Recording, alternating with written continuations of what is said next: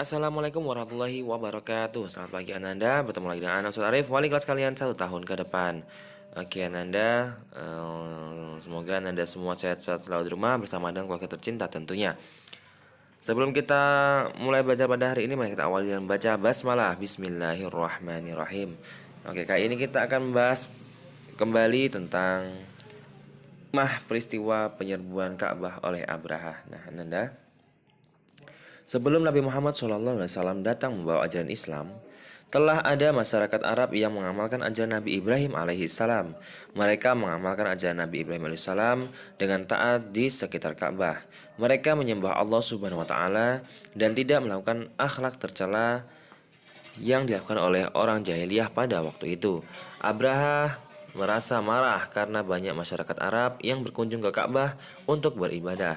Sementara tempat beribadah yang dibangunnya di Yaman tidak banyak dikunjungi oleh orang. Maka dari itu mereka berniat menghancurkan Ka'bah. Mereka menganggap bangsa Habsyi lebih mulia daripada bangsa lainnya. Jadi semua bangsa harus beribadah seperti bangsa mereka. Kita harus mengambil hikmah di balik peristiwa penyerangan tentara Abraha ini. Kalau saja tentara bergajah tersebut berhasil menghancurkan Ka'bah, kita tidak akan menyaksikan umat Islam melaksanakan ibadah haji dan di Masjidil Haram. Tidak akan kita jumpai umat Islam sekarang bertawaf mengelilingi Ka'bah. Kita juga harus mengambil pelajaran agar peristiwa yang terjadi dalam masyarakat Arab jahiliyah tidak terulang lagi. Kita wajib untuk menjauhi sikap tercela seperti berkelahi, berperang, mabuk-mabukan, membunuh, berjudi, berzina, menipu, dan merampok seperti yang dilakukan oleh orang jahiliyah. Sebagai seorang anak muslim, kita harus bersyukur kepada Allah Subhanahu wa taala karena telah menjaga rumah Allah yaitu Baitullah. Meskipun kakek Nabi Muhammad SAW yang bernama Abdul Muthalib dan kaum Quraisy yang lain tidak mampu menghalau pasukan Abraha, tetapi Allah sendiri yang menghancurkan dan mengusir tentara yang jahat dan kejam tersebut.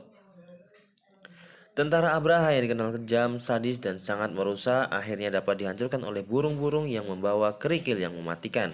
Jika tentara Abraha berhasil menduduki kota Mekah, maka anak-anak, kaum wanita, dan orang tua akan menjadi korban kekejamannya.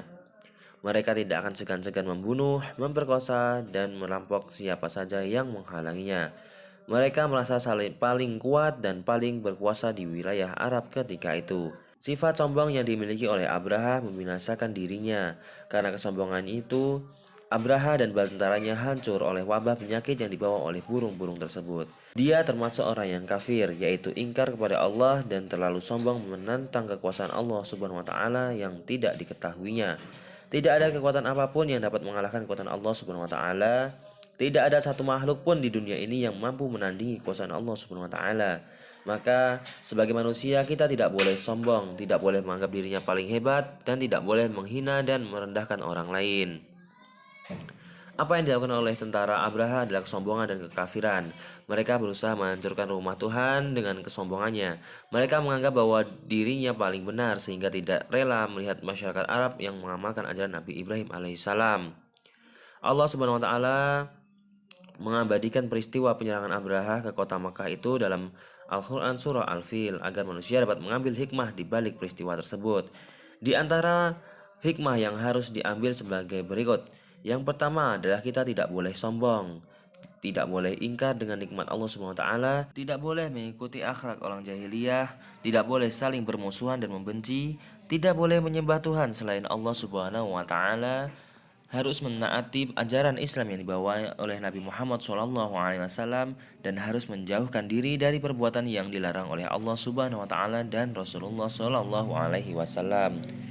Demikianlah yang dapat Ana sampaikan, kurang dan lebihnya mohon maaf sebesar-besarnya. Ustadz akhiri, wassalamualaikum warahmatullahi wabarakatuh.